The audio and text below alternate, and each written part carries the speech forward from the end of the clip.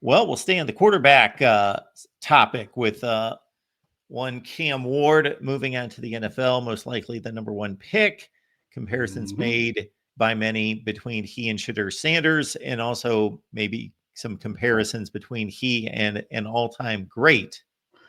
Indeed. Do you have it pulled up or you want me to pull it up? I believe I can. Oh, did you? Oh, that's in the chat, right? Yeah, I'll pull it up. So I need to.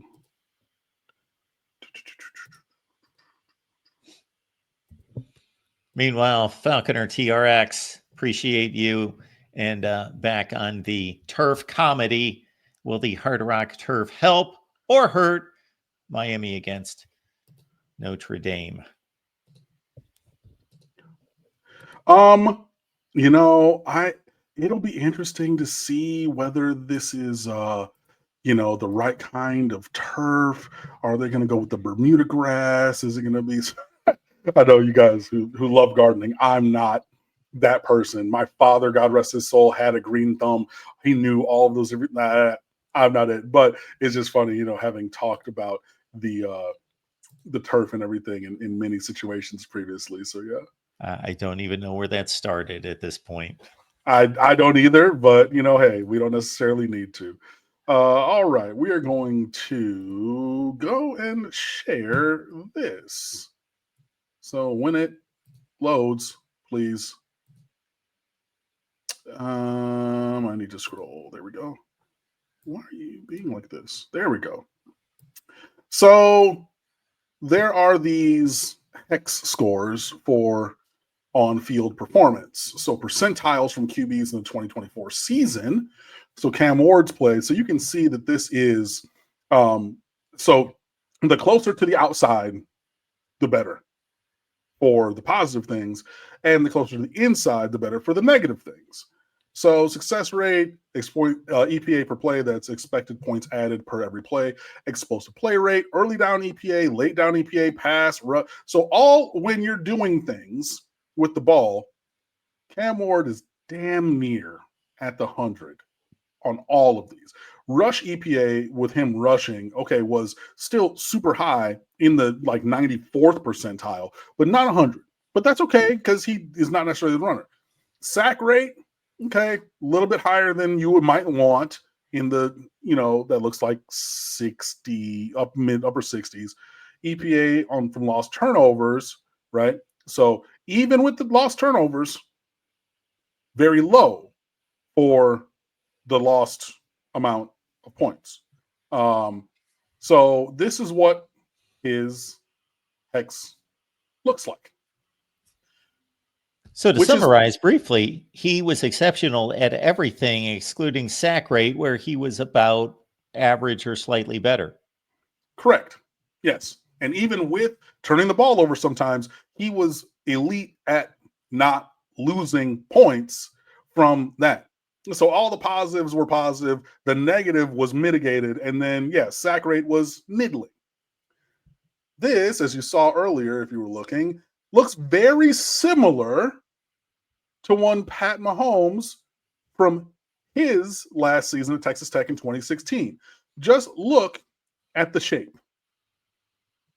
Right? So now Pat Mahomes lost more points on turnovers or EPA. And at all of the high point, so late down and pass, they were both in the hundreds. But I'll blow this up so you can see it.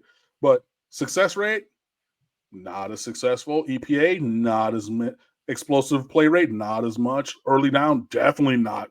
I mean, Miami was up here at the 99 or 100th percentile. He's in the 80s, which is great.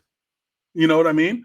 But there's a reasonable comparison for that. And this is Titans film room. So obviously somebody who follows the Titans and is looking towards them potentially drafting Cam Ward. They're different players. And I don't believe that Cam Ward has all of the physical tools and potential ability of a Patrick Mahomes. I believe he's very good.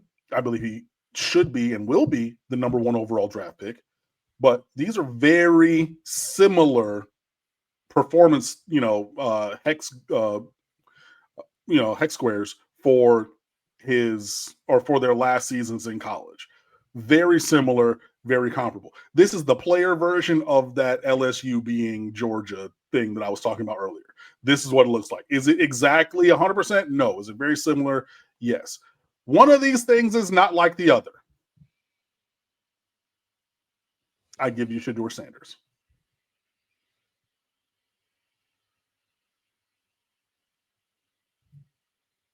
I mean, like, and sack rate has to be worse towards the center because he was terrible on sack rate.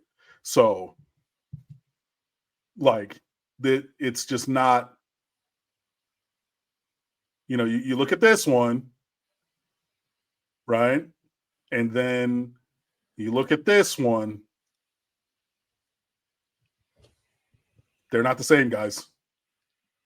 And this is just another thing where I've been trying to say, if you're trying to conflate, if you're trying to have that in the same conversation, it's not.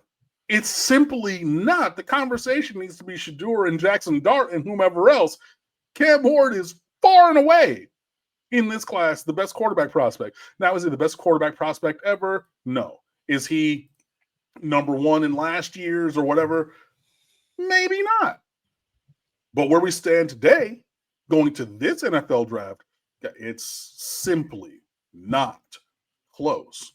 And the fact that there is a reasonable comparison based upon those numbers for Patrick Mahomes' last year at Texas Tech compared to and exceeded by what Cam Ward did with the University of Miami Hurricanes in 2024 speaks volumes. I won't debate any of that. I'll just provide a little resistance in two areas. One would be, this is not a individual sport. These aren't two batters stepping in a batter's box and making a direct comparison. Obviously, we're talking about a team game in which offensive line and wide receivers come into play. That would be my first point.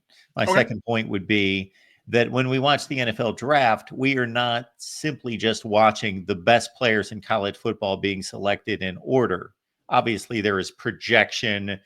There is an uneven translation from level to level. Tim Tebow did not become a great NFL quarterback, and we can make all sorts of comparisons between guys who elevated their game and became great pros who were just decent to good college players, Tom Brady, and then other guys who, of course, could not make the adjustment as well.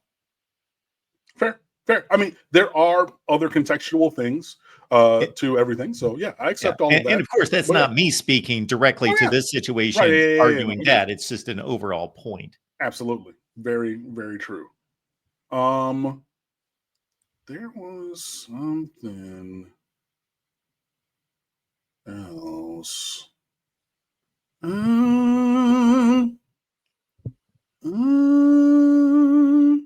When I see things like that, it makes me want to, which I won't do because I just don't have the time to do it, sit and watch, go on YouTube, watch every Cam Ward throw for the entire season, watch every shitters and look there and say, okay, what did he do there? Was what affected that throw or did not? Was that a good decision?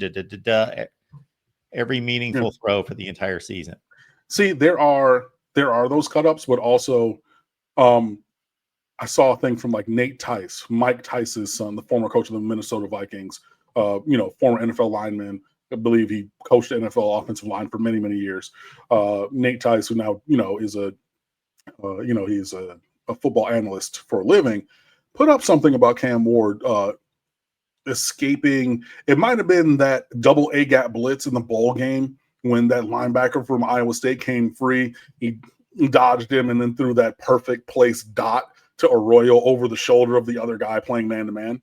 And somebody hopped in the comments and was like, too bad football's played from the pocket and he sucks. And he can't do that. And then Nate Tice was like, cool. It's a great thing that's what he does best, and posted a 5-minute video of Cam just sitting in the pocket, dicing teams up. And I'm like, that's the perfect response. Like, you highlight a play of extraordinary circumstance and performance, and somebody says, well, but the foundational thing he can't do. And you're just like, I'm not even going to fight with you. Here's 5 minutes showing you that.